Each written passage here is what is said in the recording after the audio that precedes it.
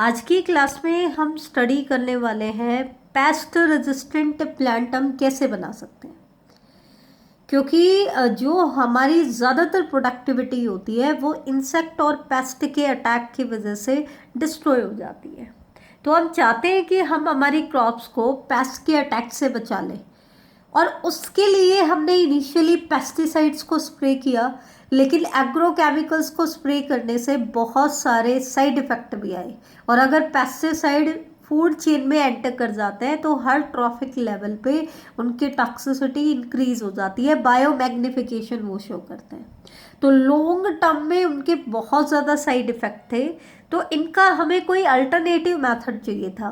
और सबसे best method क्या निकल के आया कि क्यों ना हम प्लांट को पेस्ट रेजिस्टेंट बना दें, ताकि हमें एग्रोकेमिकल्स के ऊपर डिपेंड रहना ही ना पड़े, उनको स्प्रे करना ही ना पड़े। ठीक है, तो पेस्ट रेजिस्टेंट प्लांट बनाने में जो एग्जाम्पल आपकी एनसीईआरटी ने दिया है, उस केस में हम प्लांट को रेजिस्टेंट बनाएंगे एक नीमाटोड के। पेस्ट हमारा क्या है? एक नीमाटोड है। कौन सा नीमाटोड है? मेलोइडी गाइने। इसका नाम भी बोर्ड एग्जाम्स में पूछा गया है कि कौन सा पेस्ट है, किस नीमाटोड के अगेंस्ट हम प्लांट को रेजिस्टेंट बना रहे हैं। तो उस पेस्ट का नाम है मेलोइडी गाइने इनकॉग्निशिया। ध्यान से देखना, साइंटिफिक नेम है, तो मेलोइडी का एम कैपिटल लिखना है, इनकॉग्निशिया का आई स्मॉल लिखना है, दोनों को सेपरेटली अंडरलाइन करना है। हमें हमारे प्लांट को इस नीमाटोड के रेजिस्टेंट बनाना है। अब क्वेश्चन आता है, सेकंड क्वेश्चन, किस प्लांट को रेजिस्टेंट बनाए? हमें किस प्लांट को रेजिस्टेंट बनाना है? नीमाटोड जो है ये meloidogyne incognita, it infect the root of tobacco plants. ये टोबैको प्लांट्स की रूट्स को इन्फेक्ट करता है। इसका मतलब हमें किस प्लांट को इसके रेजिस्टेंट बनाना है? टोबैको को, क्योंकि टोबैको पे ये नेचुरली अटैक करता है। और जब ये टोबैको पे अटैक करता है तो it causes great reduction in yield. यहाँ पे कई सारे क्वेश्चन निकल के आते हैं। कौन कौन से? एक तो पेस्ट का नाम, पहला क्वेश्चन। फिर दूसरा, पेस्ट ये नीमाटोड किस प्लांट को इन्फेक्ट करता है। ठीक है, तो टोबैको प्लांट को इन्फेक्ट करता है। और टोबैको प्लांट के कौन से पार्ट को इन्फेक्ट करता है? तो मैंने क्या बताया, सबसे पहला क्वेश्चन क्या है कि उस पेस्ट का नाम बताओ। तो पेस्ट का नाम तो क्या है? मेलोइडी गाइने इनकॉग्निशिया। दूसरा क्वेश्चन क्या है कि ये पेस्ट किस प्लांट को अटैक करता है? तो टोबैको प्लांट को अटैक करता है। तीसरा क्वेश्चन कि टोबैको प्लांट के किस पार्ट को अफेक्ट करता है, किसके ऊपर अटैक करता है? तो रूट के ऊपर अटैक करता है। और इसके रूट पे अटैक करने की वजह से इफेक्ट क्या आता है प्लांट पे? It causes great reduction in yield, कि प्लांट की रिडक्शन जो होती है वो बहुत ज़्यादा रिड्यूस हो जाती है। अब क्वेश्चन आता है कि इस प्रॉब्लम का सोल्यूशन क्या होगा, इस चीज़ को सोल्व कैसे करें, सोल्यूशन क्या है? तो इसका सोल्यूशन क्या है बेटा? इसके लिए हमने एक नोवल स्ट्रैटेजी को यूज़ किया। नोवल मतलब एक नई स्ट्रैटेजी हमने अपनाई। और ये नोवल स्ट्रैटेजी क्या थी बेटा? RNAi। RNAi की फुल फॉर्म होती है, RNAi मीन्स इंटरफेरेंस। RNAi का मतलब क्या होता है? RNA interference. मतलब एक ऐसी टेक्नोलॉजी हम यूज कर रहे हैं जिसमें वो पेस्ट के mRNA की साइलेंसिंग कराती है। तो mRNA के ट्रांसलेशन या एक्सप्रेशन को इनहिबिट करती है, तो इंटरफेयर करती है। तो इस नोवेल स्ट्रेटजी का नाम क्या है? RNAi, that means RNA interference. ठीक है, अब क्वेश्चन आता है कि ये RNA इंटरफेरेंस का आइडिया हमारे दिमाग में कहाँ से आया। जैसे हमने बीटी क्रॉप बनाई, तो बीटी क्रॉप का आइडिया हमें कहाँ से आया कि बैसिलस थ्यूरिनजिएंसिस जो बैक्टीरिया था वो अपने आप को इंसेक्ट से प्रोटेक्ट कर रहा था, डिफेंड कर रहा था। तो वैसे ही RNAi का कॉन्सेप्ट हमारे दिमाग में कहाँ से आया? तो RNAi takes place in all eukaryotic organisms as a method of cellular defense। ये सभी यूकैरियोट में एक मेथड के तौर पर यूज होता है एज ए सेल्यूलर डिफेंस। अब क्वेश्चन क्या आता है, RNAi का फंक्शन करने का तरीका क्या है, मोड ऑफ एक्शन क्या है? तो ध्यान से देखना, RNAi का मोड ऑफ एक्शन क्या है बेटा? ये क्या करता है बेटा? It involve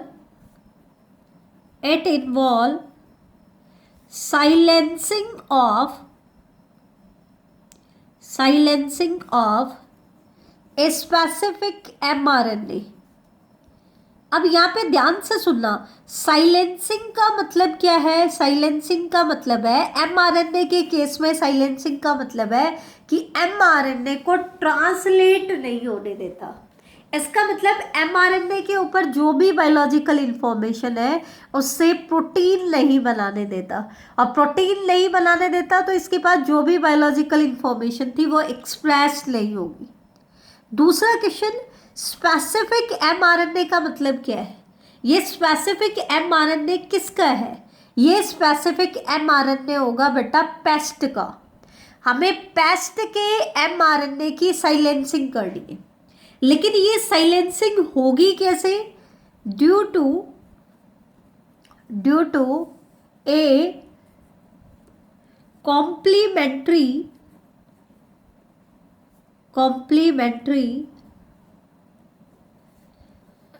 double stranded RNA। इसके लिए हमें क्या चाहिए? इस स्पेसिफिक mRNA के कॉम्प्लीमेंट्री कोई डबल स्ट्रैंडेड RNA चाहिए। कॉम्प्लीमेंट्री है, ठीक है, तो कॉम्प्लीमेंट्री डबल स्ट्रैंडेड RNA क्या करेगा? इस mRNA के साथ बाइंड कर जाएगा। अब एक क्वेश्चन आता है कि मैडम जब ये डबल स्ट्रैंडेड है तो ये स्पेसिफिक mRNA के साथ कैसे बाइंड करेगा? तो यहाँ पर अब आप रेस्ट्रिक्शन एंडोन्यूक्लियस एंजाइम पढ़ चुके हो, आपको पता है स्टिकी एंड्स होते हैं और स्टिकी एंड पे सिंगल स्ट्रैंडेड ओवरहैंगिंग स्ट्रेचेज होते हैं। तो हमें क्या करना है? इसके एजेस को स्पेसिफिक mRNA से बाइंड कराना है ताकि वो उसकी साइलेंसिंग करा दे, क्योंकि आपको भी पता है mRNA तभी ट्रांसलेशन करता है जब वो सिंगल स्ट्रैंडेड रहे, लेकिन ये तो पेयरिंग किसके साथ कर रहा है? किसी डबल स्ट्रैंडेड RNA मॉलिक्यूल के साथ पेयरिंग कर रहा है। क्यों? क्योंकि वो सीक्वेंस इसके सीक्वेंस के कॉम्प्लीमेंट्री है, और उसी की mRNA के ट्रांसलेशन को प्रिवेंट करना ही क्या कहलाता है? साइलेंसिंग कहलाता है। ठीक है, तो ये जो डबल स्ट्रैंडेड RNA होता है ये क्या करता है? एट बाइंड टू mRNA किसका? पेस्ट का। और कब बाइंड करेगा? जब वो पेस्ट प्लांट पे अटैक करेगा। हमें सिर्फ क्या करना है? उस पर्टिकुलर पेस्ट के mRNA के complementary double stranded RNA plant में सिंथेसाइज कराना है। यही आपका डिजायर्ड जीन होगा। डिजायर्ड जीन क्या होगा?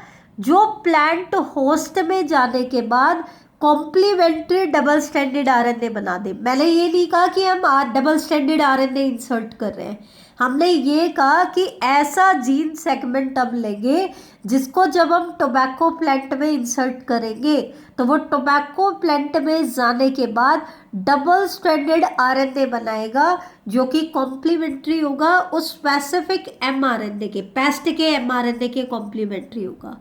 और जब ये उसके साथ बाइंड करेगा तो ये क्या करेगा? Prevent translation. ये उस mRNA की ट्रांसलेशन को प्रिवेंट कर देगा।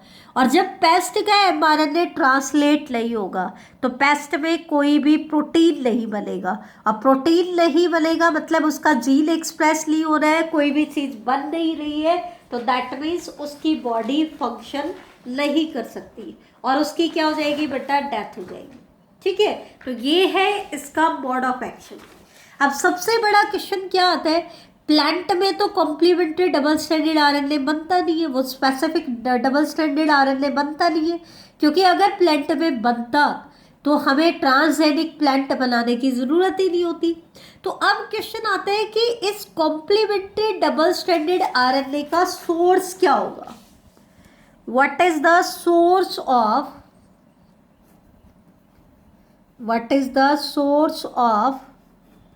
complementary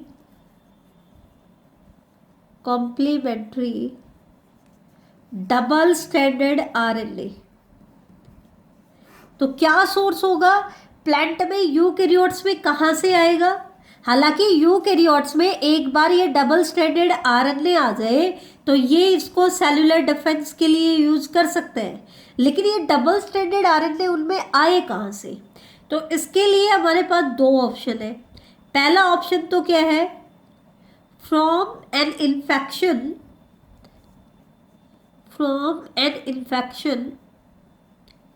by viruses having RNA genome, कि हम हमारे प्लांट को एक ऐसे वायरस से इन्फेक्ट करें जिसके अंदर RNA जीनोम होता है, क्योंकि उसके अंदर RNA जीनोम है तो वो प्लांट को इन्फेक्ट करेगा और इन्फेक्ट करने के बाद प्लांट की बॉडी में डबल स्टैंडर्ड RNA बना लेगा। ठीक है, या फिर दूसरा ऑप्शन हमारे पास क्या है, दूसरा ऑप्शन हमारे पास है बेटा कि हम क्या करें, मोबाइल जेनेटिक एलिमेंट को यूज करें। इस पॉइंट को ध्यान से देखना, किसको यूज करें, mobile genetic element. Mobile genetic elements हम किनको कह रहे हैं, ट्रांसपोजोन्स को। और कैसे ट्रांसपोजोन्स को हम कह रहे हैं, that replicate via an RNA intermediate. ये 3 पॉइंट ध्यान रख लो बेटा, तीनों ही इंपॉर्टेंट है। या तो हम प्लांट को एक ऐसे वायरस से इन्फेक्ट करा दें जिसके पास आरएनए जीनोम है, अदरवाइज हमारे पास दूसरा ऑप्शन क्या है कि हम मोबाइल जेनेटिक एलिमेंट को यूज करें। मोबाइल जेनेटिक एलिमेंट्स को ही ट्रांसपोजोन्स भी कहते हैं। ऐसे सीक्वेंसेस होती है डीएनए में जो मोबाइल होती है। ठीक है, और इनकी खास बात क्या होती है कि जब वो रेप्लिकेट करते हैं तो that replicate via an RNA intermediate, मतलब जब ये अपनी मल्टीपल कॉपीज बनाएंगी तो ये बीच में आरएनए इंटरमीडिएट बनाएंगी, और आरएनए बनते ही हम क्या बना लेंगे बेटा, डबल स्टैंडर्ड आरएनए बना लेंगे। कैसे बनाएंगे वो हम आगे बताएंगे। तो ये है नेक्स्ट क्वेश्चन आपका बनता है, what are the sources of complementary double standard RNA.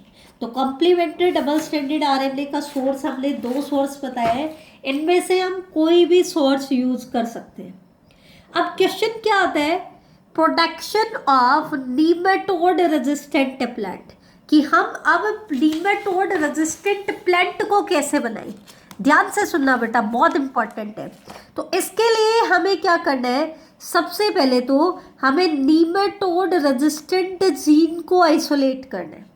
अब नीमेटोड रेजिस्टेंट जीन कौन सा होगा, जिसको जब आप प्लांट में इंसर्ट करोगे तो वो कॉम्प्लीमेंट्री डबल स्टैंडर्ड आरएनए बनाए। वो जीन डबल स्टैंडर्ड आरएनए हो ऐसा जरूरी नहीं है, वो डीएनए भी हो सकता है, लेकिन जब हम उसको होस्ट में इंसर्ट करें तो होस्ट में जाने के बाद वो कॉम्प्लीमेंट्री डबल स्टैंडर्ड आरएनए बनाए। ठीक है, तो जो भी आपका जीन है उस जीन को हमें सबसे पहले डोनर से आइसोलेट करना है। उसके बाद इस जीन को इंट्रोड्यूस करना है प्लांट होस्ट में। कौन सा होस्ट है? टोबैको प्लांट में। लेकिन कैसे इंट्रोड्यूस करें? उसके लिए हमें एक वेक्टर चाहिए। तो क्योंकि होस्ट आपका एक प्लांट सेल है तो वेक्टर क्या हो जाएगा? एग्रोबैक्टीरियम का टीआई प्लाज्मिड। तो एग्रोबैक्टीरियम के टीआई प्लाज्मिड को हम एज ए वेक्टर यूज करेंगे और उसकी हेल्प से इस नीमेटोड रेजिस्टेंट जीन को होस्ट प्लांट में इंसर्ट करा देंगे। अब होस्ट प्लांट में इंसर्ट तो करा दिया, लेकिन अब हमें उससे क्या बनाना है? Complementary double stranded RNA. तो वो कैसे बनाए? तो इंट्रोडक्शन ऑफ डीएनए, डीएनए मतलब नीमेटोड रेजिस्टेंट जीन की बात करें, इसका इंट्रोडक्शन इस तरीके से होना चाहिए होस्ट में कि होस्ट में जाने के बाद ये सेंस एंड एंटीसेंस आरएनए बनाए। बेटा ध्यान से सुनना, सेंस एंड एंटीसेंस का मतलब है कि ये दोनों आरएनए स्ट्रैंड एक दूसरे के कॉम्प्लीमेंट्री होंगी। अब जब सेंस भी बन चुका है और एंटीसेंस भी, और दोनों एक दूसरे के कॉम्प्लीमेंट्री है, तो ये तुरंत क्या बना लेंगे? डबल स्ट्रैंडेड आरएनए बना लेंगे। क्यों? क्योंकि सेंस और एंटीसेंस आरएनए एक दूसरे के क्या है? कॉम्प्लीमेंट। फिर क्या होता है? इस डबल स्ट्रैंडेड आरएनए की प्रोसेसिंग स्टार्ट होती है और इसको छोटे छोटे स्मॉल इंटरफेरिंग आरएनए में कन्वर्ट कर दिया जाता है ताकि ये कॉम्प्लीमेंट्री एमआरएनए के साथ बाइंड कर जाए। और इन छोटी छोटी इंटरफेरिंग आरएनए सीक्वेंसेस को हम कहते हैं एसआईआरएनए। एसआईआरएनए मतलब स्मॉल इंटरफेरिंग आरएनए।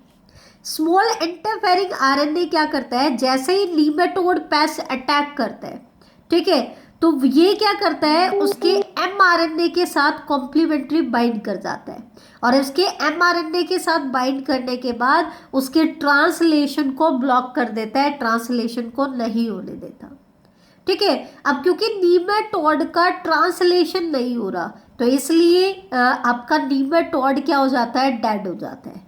ठीक है, तो यहाँ पे भी क्या है बेटा, जैसे हमने बीटी कॉटन में कहा था, स्पेसिफिसिटी होती है। एक पर्टिकुलर नीमेटोड रेजिस्टेंट जीन एक पर्टिकुलर प्लांट को एक पर्टिकुलर पेस्ट के अगेंस्ट रेजिस्टेंट बनाता है। तो यहाँ पे भी स्मॉल इंटरफेरिंग आरएनए जो होता है उसकी 1:1 स्पेसिफिसिटी होती है। लेकिन यहाँ एनसीईआरटी ने एग्जाम्पल नहीं दिए जीन की। लेकिन एक लास्ट क्वेश्चन, अगर आपसे डायग्रामेटिक व्यू पूछ ले तो कैसे बनाओगे? हालांकि एनसीईआरटी ने दिया नहीं है लेकिन एग्जामिनर आपसे पूछ सकता है, तो कैसे बनाएंगे? ये है आपका nematode resistant gene. Restriction enzyme की हेल्प से हमने इसको आइसोलेट कर लिया। ये है आपका एग्रोबैक्टीरियम का टीआई प्लाज्मिड, इसको सेम रेस्ट्रिक्शन एंजाइम से हमने कट किया और इनको लाइगेट कर दिया। जब हमने इनको लाइगेट कर दिया तो ये बन गया हमारे पास रिकॉम्बिनेंट डीएनए। अब हमने क्या किया? रिकॉम्बिनेंट डीएनए को इंट्रोड्यूस कर दिया टोबैको प्लांट में। कैसे इंट्रोड्यूस किया कि ये जैसे ही टोबैको प्लांट में इंसर्ट हो, वहां जाने के बाद ये सेंस और एंटीसेंस आरएनए बने और ये सेंस और एंटीसेंस आरएनए एक दूसरे के क्या है? कॉम्प्लीमेंट्री। अब क्योंकि ये कॉम्प्लीमेंट्री है तो ये क्या बना लेंगे? Double stranded RNA. Double stranded RNA बनते ही उसकी प्रोसेसिंग होगी और इसकी प्रोसेसिंग होते ही एसआईआरएनए बन गया।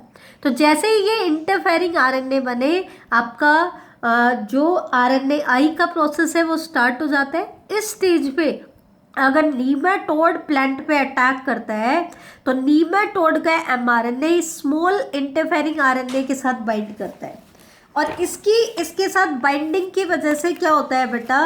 नो ट्रांसलेशन, एमआरएनए ट्रांसलेट नहीं हुआ पेस्ट का और इसकी वजह से नीमेटोड का एमआरएनए साइलेंस हो गया और उसकी साइलेंसिंग की वजह से उसकी डेथ हो जाती है।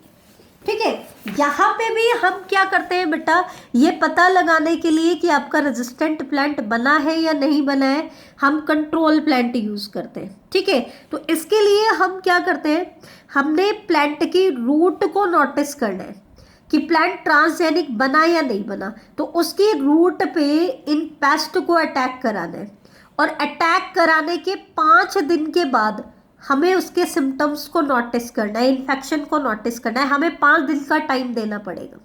ठीक है, तो ए पार्ट में दिखा गया है roots of a typical control plant, मतलब वो प्लांट जो नीमेटोड मेलोइडी गाइने से इन्फेक्ट हो चुकी है तो उसकी रूट तो हमें ऐसे दिखेंगी, ऐसे नोडुलस स्ट्रक्चर आपको दिखाई देंगी। लेकिन अगर आपका प्लांट ट्रांसजेनिक बन गया है, तो अगर वो ट्रांसजेनिक बन गया है तो उसकी रूट हमें ऐसी दिखाई देगी।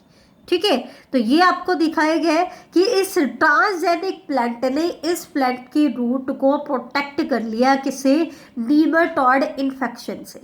ठीक है, तो the consequences was that the parasite could not survive in a transgenic host expressing specific interfering RNA। Consequence मतलब इफेक्ट। इफेक्ट क्या आता है, अगर हमारा प्लांट होस्ट प्लांट ट्रांसजेनिक बन गया है, ठीक है, तो पैरासाइट कभी भी उस प्लांट में सरवाइव नहीं कर पाएगा। क्यों? क्योंकि वो प्लांट क्या कर रहा है, एक स्पेसिफिक इंटरफेरिंग आरएनए को बना रहा है, स्मॉल इंटरफेरिंग आरएनए को बना रहा है। The transgenic plant therefore got itself protected from the parasite। इसलिए जो ट्रांसजेनिक प्लांट होता है वो अपने आप को पैरासाइट से प्रोटेक्ट कर लेता है। तो ये था आज का आपका लेक्चर। तो एग्रीकल्चर में बायोटेक की जो भी एप्लीकेशन है उसका कल आपका ओरल टेस्ट होगा, तो आप प्रिपेयर करें उस चीज़ के लिए। थैंक यू बेटा।